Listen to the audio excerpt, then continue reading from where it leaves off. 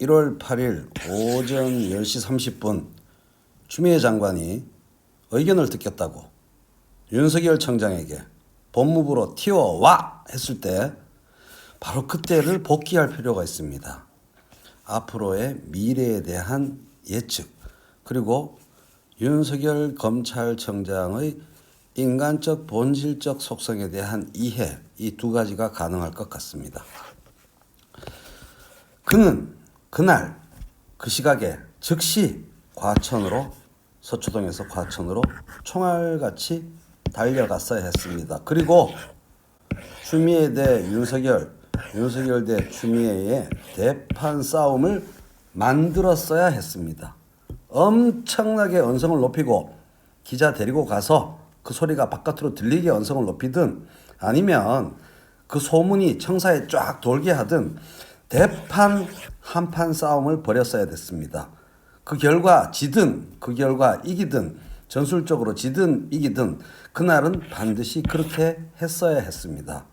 제가 윤석열의 입장에서 윤석열의 승리를 만들어내고자 했다면 분명히 그렇게 했을 겁니다. 서초동에 찡박혀서 바보 같은 그런 농성전을 펼치는 것은 절대 불가했습니다. 상대방은 권한을 갖고 시스템 위에서 법령에 근거하여 정치력으로서 싸우고 있는데, 이쪽은 소극적 농성과 언론 플레이를 통해서 자의적 해석을 유포하고 관행 운운하면서 제자리에 머물러 있었습니다. 필패가 야기될 수밖에 없었던 겁니다. 질 수밖에 없었던 싸움입니다. 아주 중요한 심리적, 능력적 분석이 가능해집니다. 뭐냐? 알고 보면 순진한 사람이에요.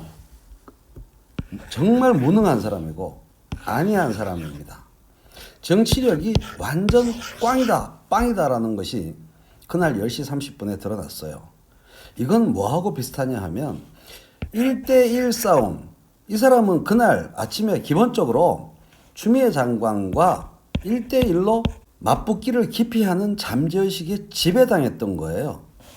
1대1로 싸우기를 싫어했던 겁니다. 그래서 온갖 핑계를 댄 거죠. 이것은 영화에서 많이 보듯이 조폭 우두머리가 조직원들을 동원한 싸움을 만들어낼 뿐, 자기가 직접 1대1로 상대편 우두머리와 싸우는 것을 가급적 하지 않으려고 하는 비겁한 조직폭력배 우두머리가 갖고 있는 심리적 속성과 매우 흡사합니다.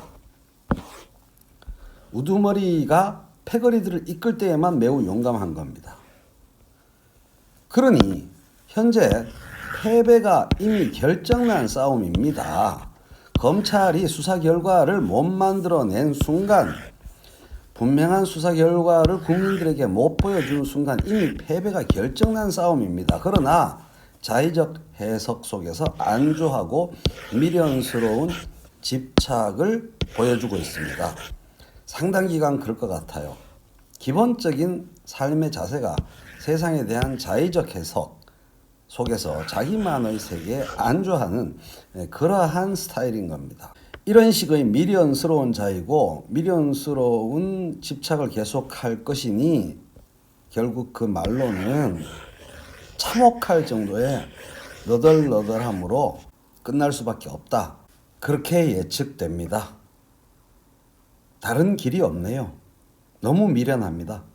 아닌 말로 이날 이렇게 달려가서 이렇게 싸워서 장렬하게 싸우고 사표 내던졌다면 패배해도 이후에 어떤 비전을 가질 수 있고 어떤 색깔을 만들어낼 수 있었는데, 이 천재일우의 기회, 어쩌면 가장 멋있게 잘릴 수 있는 천재일우의 기회를 놓쳐버리고 말았어요.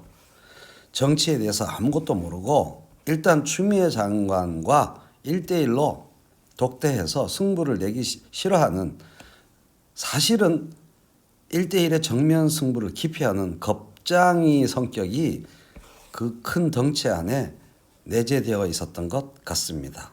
패거리들을 이끌고 가서 패거리들을 내세워서 하는 싸움만 잘하는 매우 미련하고 소심하고 순발력 없는 답답한 조직 우두머리인 것 같습니다.